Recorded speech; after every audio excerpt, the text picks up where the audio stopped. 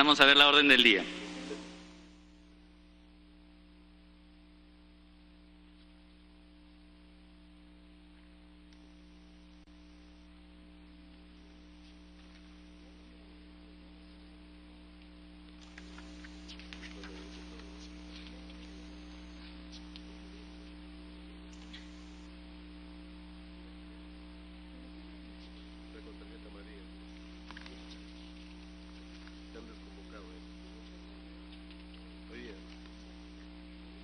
Como recordarán,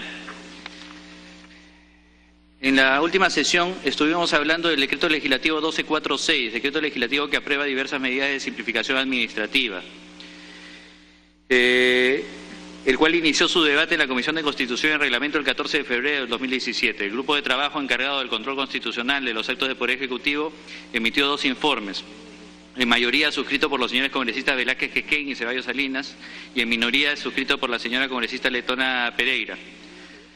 Los puntos en los que difieren ambos informes son el artículo 5, literal C, el cual prohíbe que se exija la presentación de copias de partida de nacimiento o certificado de defunción emitidas en fecha reciente o dentro de un periodo máximo. El artículo 5, literal C, el cual prohíbe que se exija la presentación de copias de partida de nacimiento o certificado de defunción emitidas en fecha reciente o dentro de un periodo máximo. El artículo 7, que permite la utilización de documento nacional de identidad vencido cuando se requiera acreditar la identidad para la realización de actos civiles, comerciales, administrativos, notariales, registrales, judiciales, entre otros. La única disposición complementaria, derogatoria, que valga la redundancia, deroga diversos artículos de la Ley 28.518, Ley sobre Modalidades Formativas Laborales. Para el informe en mayoría, este decreto se enmarca dentro de las materias específicas delegadas y no contraviene la Constitución política, ya que se debe diferenciar la validez con la eficacia. RENIEC se encuentra facultada para actualizar de oficio la información contenida en el DNI, sobre todo en lo referido al Estado civil, y no se restringe el derecho de las personas a actualizar o impugnar una partida de nacimiento. Para el informe en minoría, el artículo 5 del literal C y el artículo 7 contravienen el principio de seguridad jurídica y no guardan coherencia con la ley orgánica de RENIEC, que faculta impugnar y actualizar datos contenidos en una partida de nacimiento y establece un plazo de validez del DNI de 8 años. Asimismo, el informe en mayoría considera que subsiste la obligación de las empresas de contemplar los planes y programas de capacitación laboral, ya que otros artículos de la Ley 28.518, Ley sobre Modalidades Formativas Laborales, mantienen dicha diferencia a los planes. Por ello, se elimina expresamente el extremo del artículo 42, literal A, de dicha ley, que preveía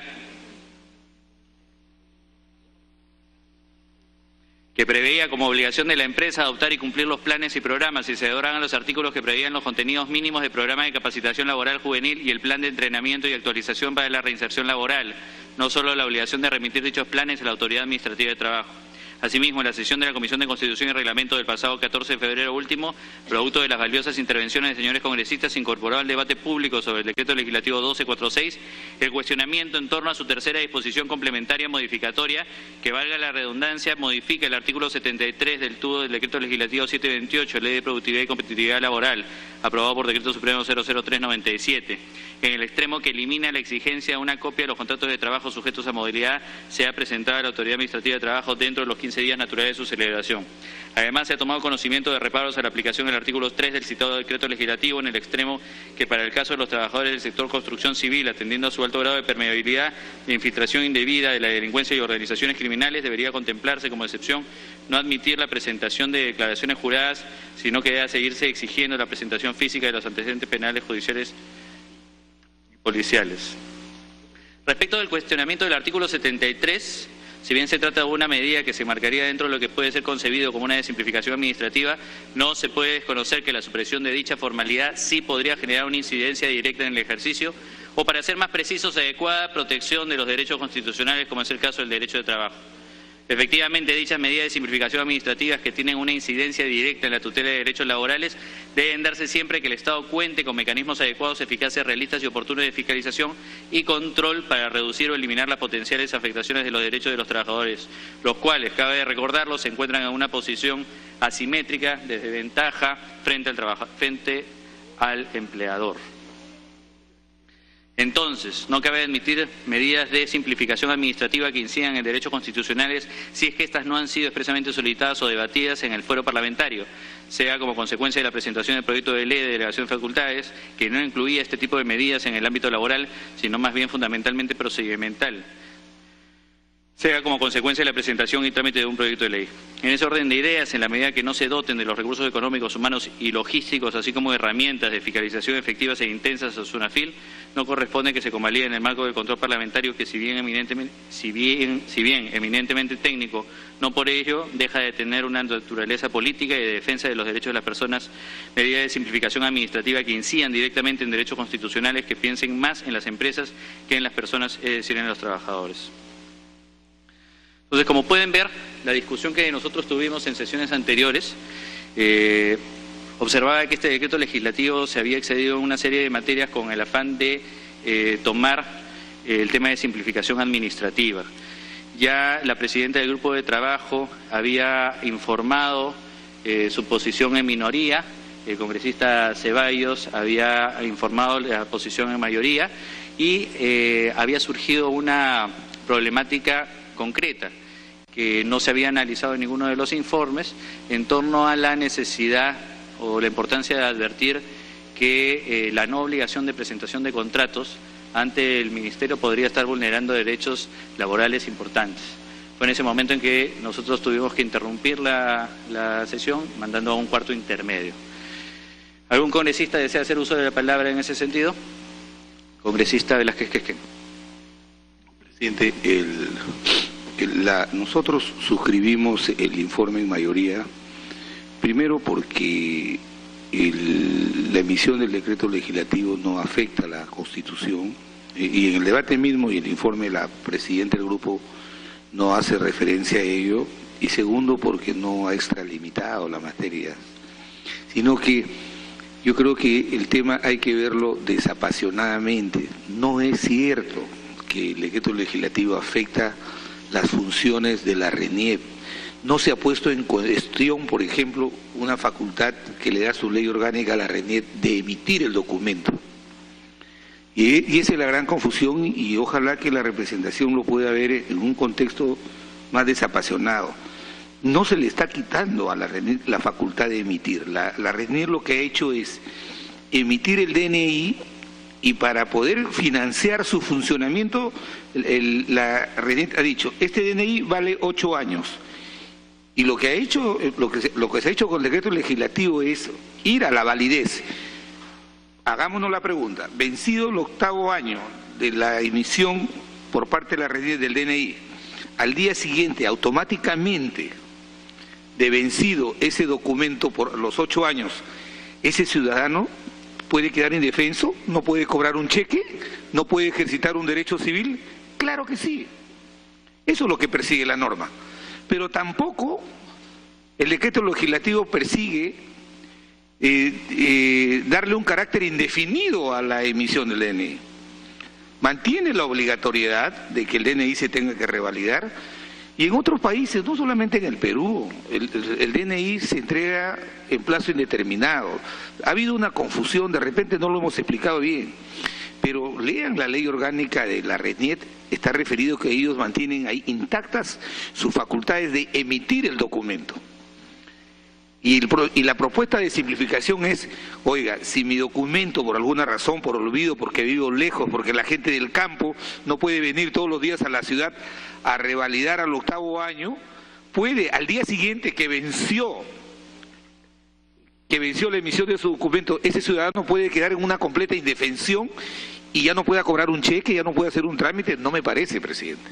Entonces, por eso es que nosotros hemos cuidado mucho de garantizar que la RENIEC siga teniendo esta facultad orgánica de emitir el documento, y lo que nosotros hemos planteado es el tema de la validez. El documento que ha caducado sigue teniendo vigencia, pero la obligatoriedad del ciudadano también es de renovarlo. Es de renovarlo. Lo que plantea la propuesta es un tema de flexibilidad. Y además, porque el ámbito sobre el cual va a tener más efectividad esta norma es en la gente pobre, la gente del campo, la gente que está alejada de los centros de servicio público. Esa era la razón. Y ya por lo demás, en el tema de la partida de nacimiento y partida de fusión, está de más que aquel ciudadano que está muy interesado, por ejemplo, plantear una demanda de derechos sucesorios, va a ser el primer interesado en solicitar una partida de función. pero esto no puede ser de ninguna manera la norma. Por lo demás, en el tema de los divorcios, ya lo hemos sostenido, la propia ley orgánica establece que las municipalidades, una vez que se ha planteado en su seno un divorcio y se ha inscrito en la municipalidad, por mandato de la ley está obligada en los próximos 15 días a entregar esa información a la RENIET. ¿Para qué? Para que la RENIET en su base de datos incorpore esta nueva situación jurídica del ciudadano. ¿Qué culpa tiene el ciudadano?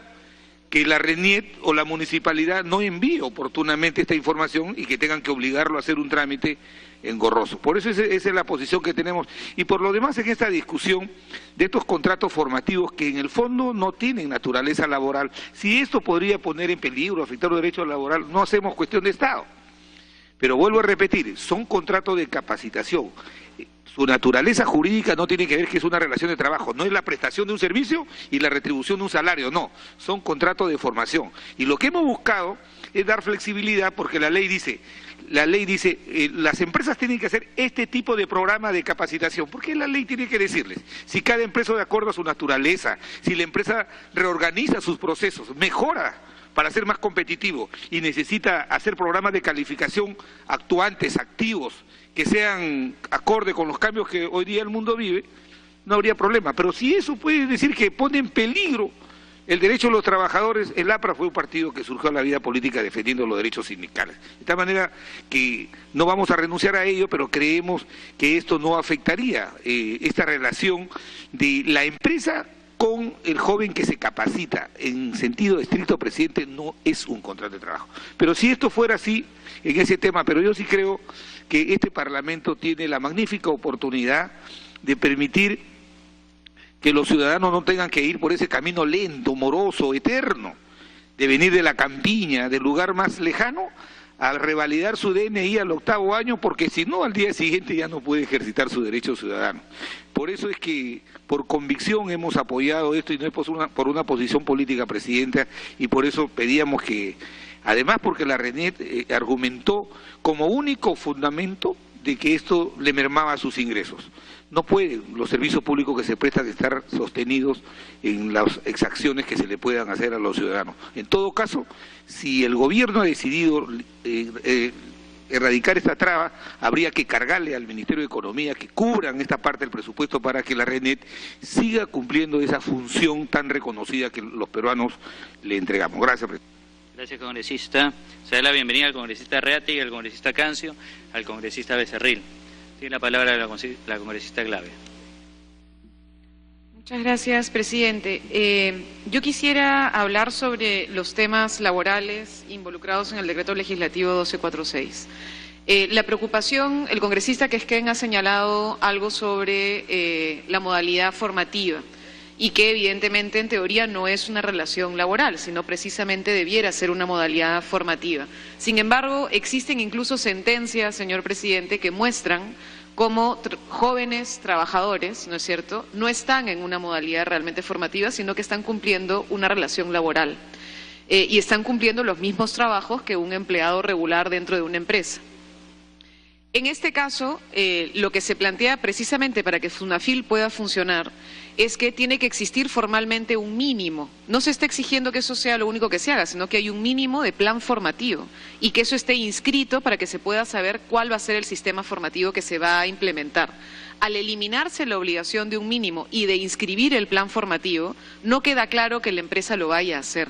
De hecho, ya hay muchas que, pese a haberlo inscrito, no necesariamente lo llevan a cabo, pero el hecho de que esté inscrito ayuda a que Funafil y que los propios jóvenes que no están en una relación laboral, sino supuestamente formativa, puedan reclamar que sí se haga este proceso. Ese es un tema que entiendo ya estaba recogido en el informe de la congresista letona. Sin embargo, me alegra escuchar que se ha considerado también la necesidad del registro de los contratos temporales.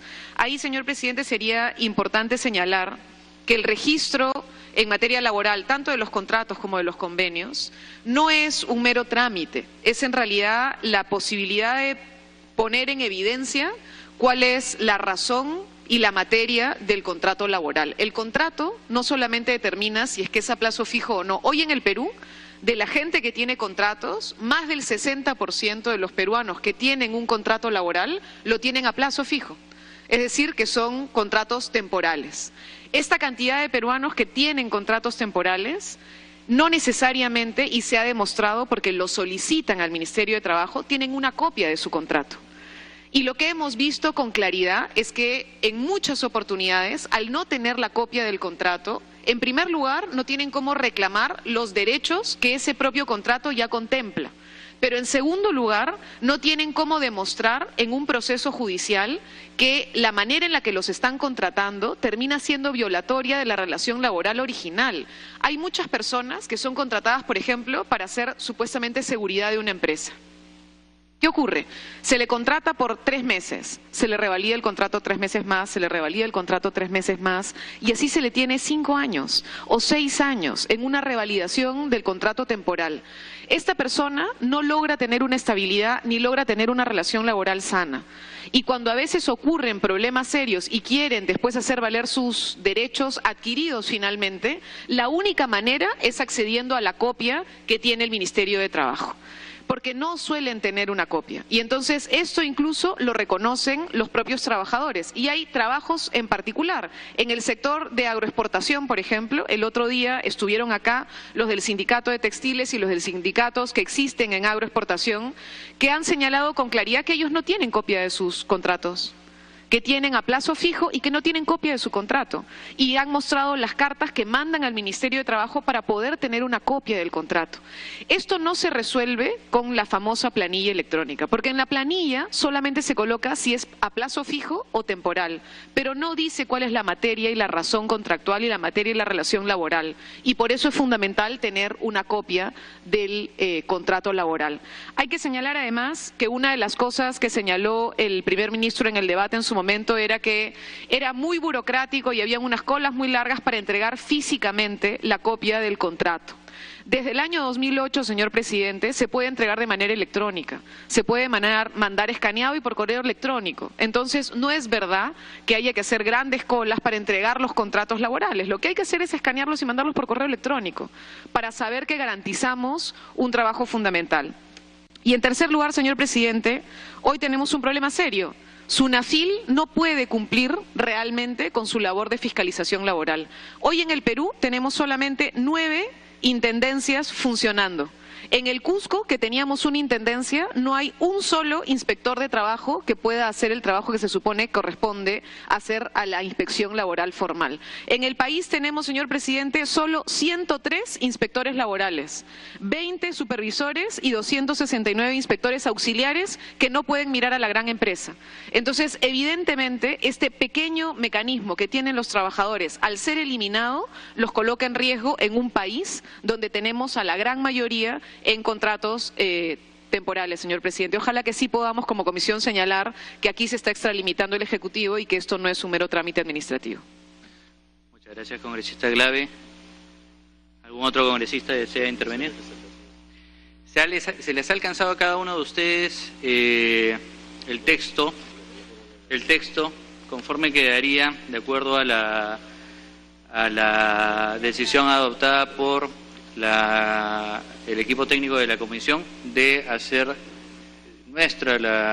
el informe emitido por el grupo de trabajo en lo que se refiere al informe en minoría y la precisión relacionada a la presentación del contrato de trabajo?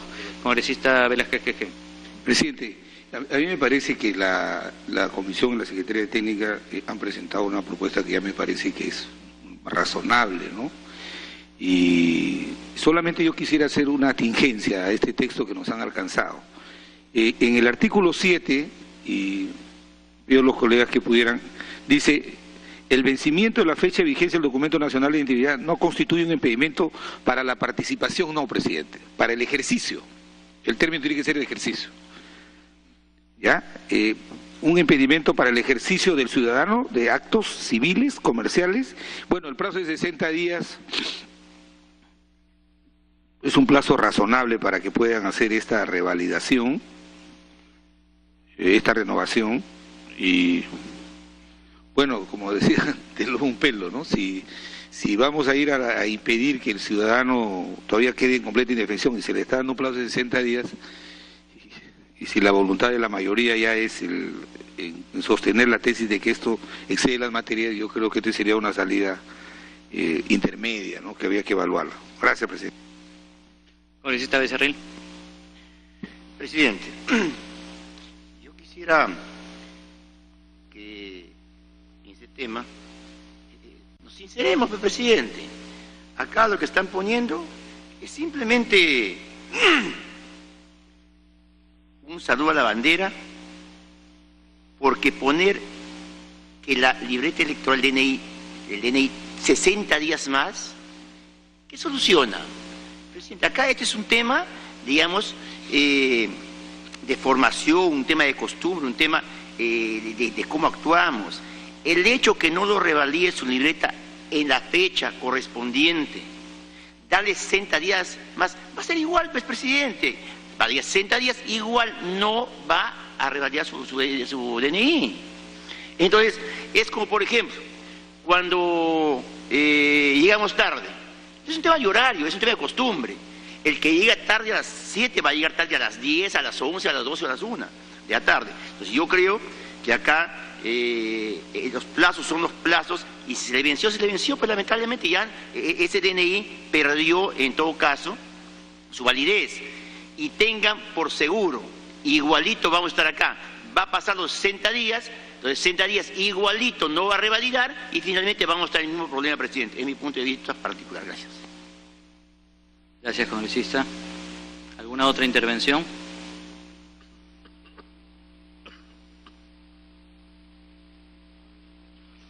Muy bien, si es que no hay mayor intervención, vamos a someter a votación el presente texto. Vamos a hacer una votación nominal. Congresista, se da la bienvenida al congresista Lescano. Me están pidiendo que esperemos un minutito antes de entrar a la votación.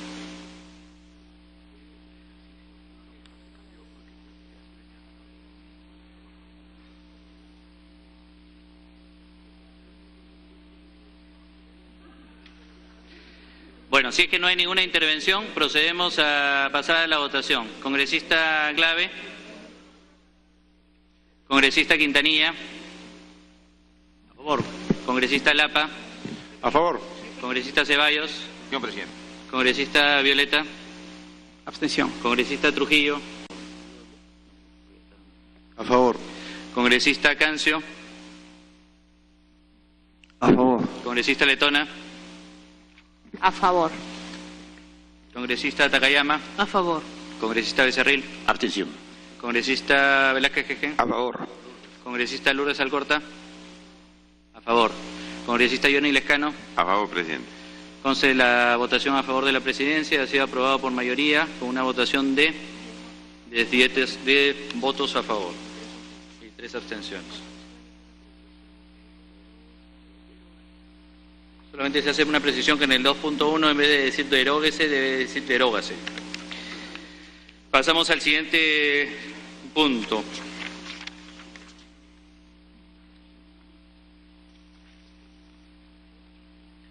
Decreto Legislativo 1293, decreto legislativo que declara interés nacional la formalización de las actividades de pequeña minería y minería artesanal.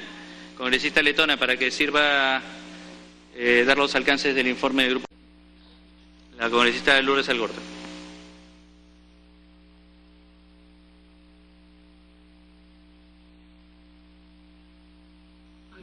Gracias, presidente, porque creo que sí vale la pena que esta Comisión de Constitución esté informada de un antecedente bastante importante. En el Congreso anterior, en la Comisión de Energía y Minas, a la que yo participé con varios de diferentes bancadas, el gobierno del señor Ollanta-Humala en su plan de gobierno tuvo el plan de la formalización de la minería informal.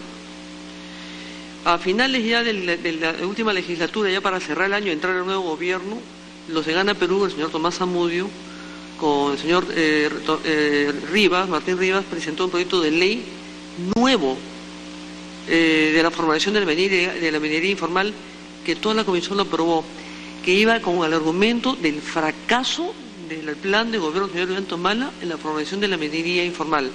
La propuesta que hicieron era absolutamente desastrosa, y ese fue el argumento que la misma gente de Gana Perú una parte de Gana Perú, siendo la bancada hasta el día de hoy de Gana Perú, presentaron este proyecto. La reacción fue que la señora Nadine Heredia sacó al presidente de la comisión y puso al señor Coa, sacó a sus miembros y puso al señor Gastañaduy, al señor José Gutiérrez y al señor Molina. Y el señor Coa, presidente de la comisión, totalmente fuera del reglamento y no se hizo nada pese a las denuncias que se hicieron, convocaba a comisión y no se ejecutaba, y no se ejecutó hasta el día de hoy. En un acto, obviamente, tomamos la presidencia de la comisión, porque no puede ser que una comisión no pueda sesionar más allá de 2 veces al mes, en legislatura normal. Pasaron casi 2 meses sin sesionar, convocaban y cerraban, convocaban y cancelaban. Finalmente el proyecto fue aprobado. Esa misma propuesta está trayendo el gobierno hoy día.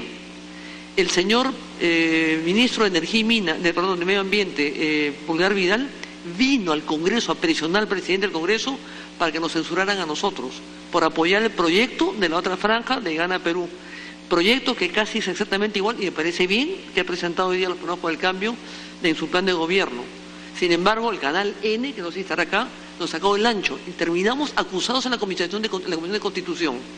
El señor Pulgar Vidal se mandó con cualquier cantidad de acusaciones, un ministro que nunca fue a ver cómo se salió el petróleo de los tubos del asunto del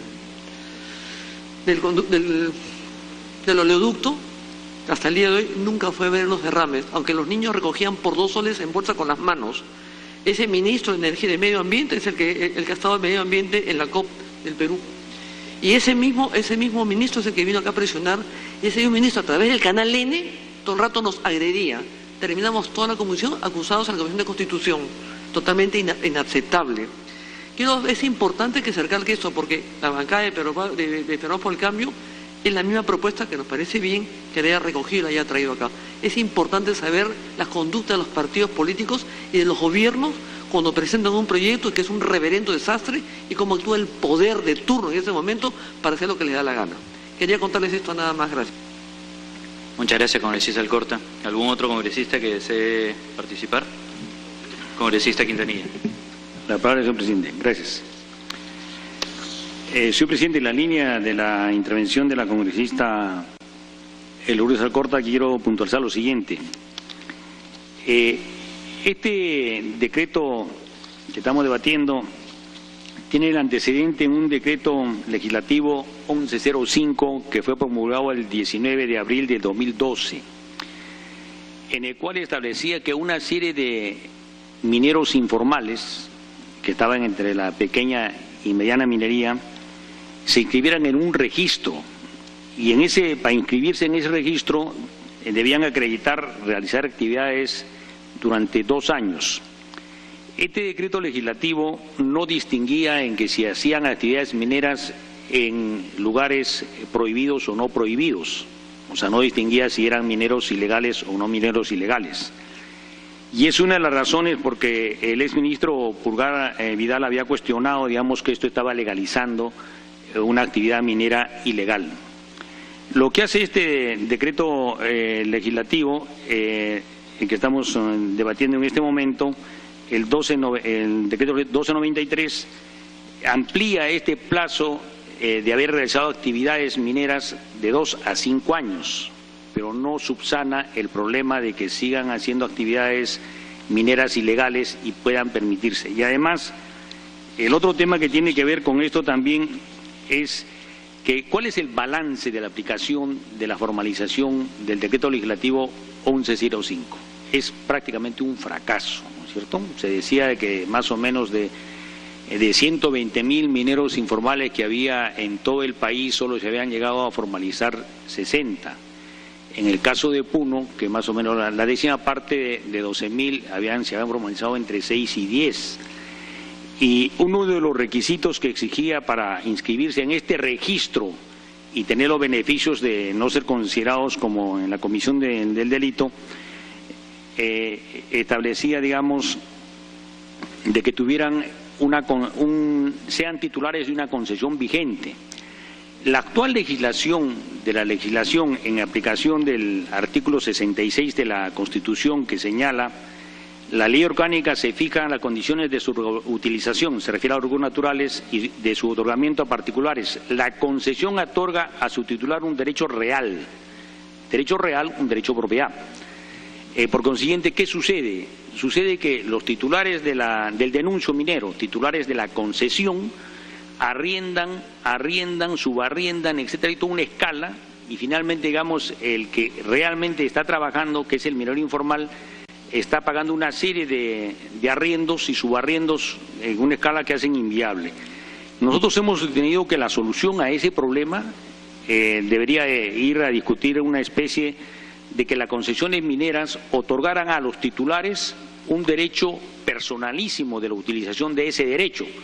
Algo así como las licencias de conducir o los títulos profesionales. El Estado me otorga la licencia de conducir o me otorga un título profesional, pero yo no puedo arrendarlo o subarrendarlo o transferir el derecho que me otorga el título profesional o la licencia de conducir a otros, cosa que sí permite en las concesiones mineras. Y en mi opinión, señor presidente, yo no le veo mayor diferencia si de 2012 a la fecha ha fracasado y ahora que estamos en 2017, ¿por qué no va a fracasar? Porque se les ofrece ampliar el plazo prácticamente de amnistía de 2 años de actividades ilegales a 5 años. Me pido una interrupción la congresista Luz Alcorta. Congresista Alcorta. Plantea una cuestión de orden el congresista Velázquez GG.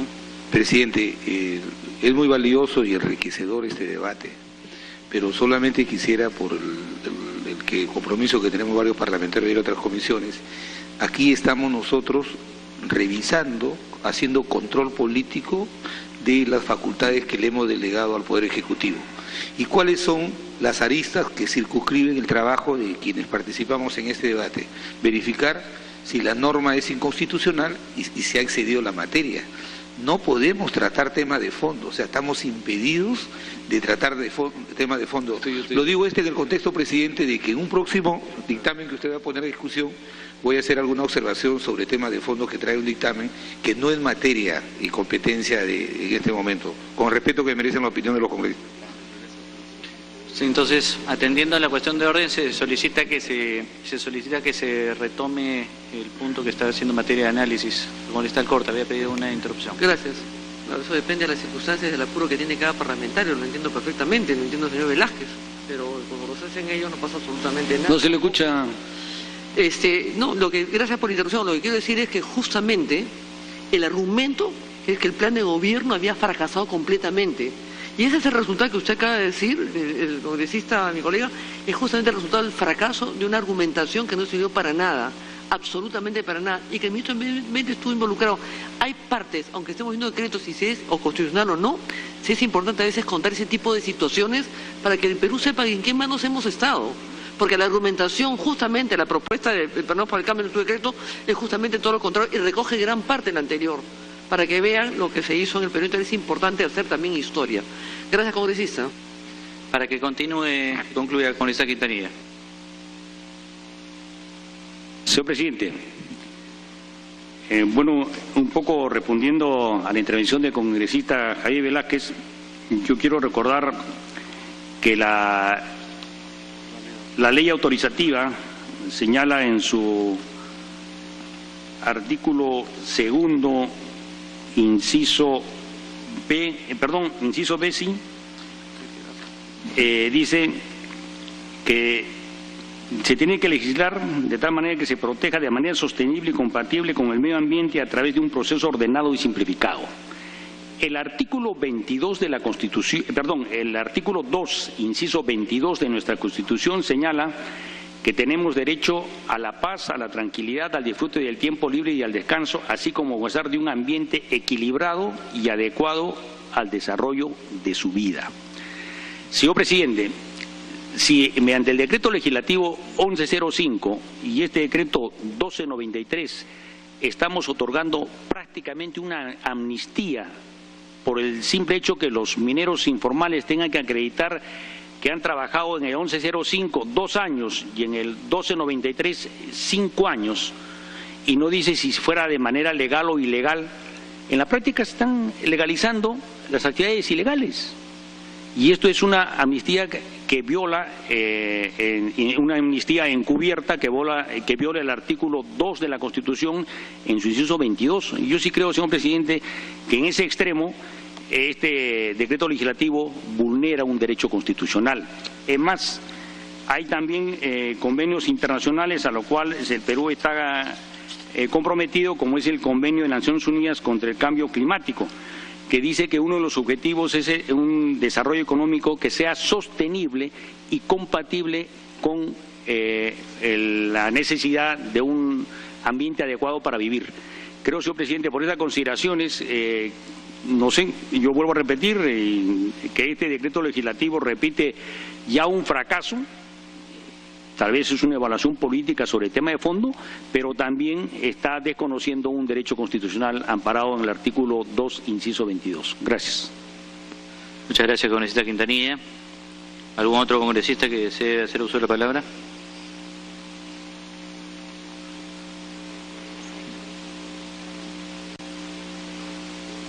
Congresista Glave.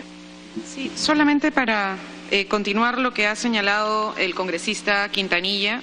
En realidad la observación que estamos haciendo es a la tercera disposición final complementaria del decreto legislativo, que amplía el plazo de 3 años más de vigencia del proceso de formalización minera sin mayor justificación técnica y que de alguna manera estaría premiando a quienes desde el año 2002 decidieron mantener una actividad ilegal y en el año 2012 decidieron no pasar en el proceso de formalización. Como ha explicado el congresista Quintanilla, esta oposición a la tercera disposición complementaria final del decreto legislativo se basa en la Constitución, en el artículo 2.22 y además en el propio mandato del Congreso. El Congreso señala exactamente que perfeccionar el marco legal, primero dice perfeccionar el marco legal del proceso de formalización de la pequeña minería y minería artesanal, pero dentro, de manera sostenible y compatible con el medio ambiente y a través de un proceso ordenado y simplificado. Y además parte de lo que preocupa a varios y que ya se ha señalado de manera pública sobre este decreto legislativo es que la parte ordenada podría quedar fuera, porque precisamente en el momento de formalización en el año 2012 se señalaron algunas áreas en las cuales la minería artesanal o la pequeña minería no era posible porque significaría destruir áreas importantes para nuestro país, como en las zonas de bosque, como en Madre de Dios, que todos hemos visto lo que ha significado la minería informal e ilegal en esta zona. Entonces, por eso, señor presidente, creemos que esa disposición no debiera aprobarse. ¿Alguna intervención adicional? Congresista Letona.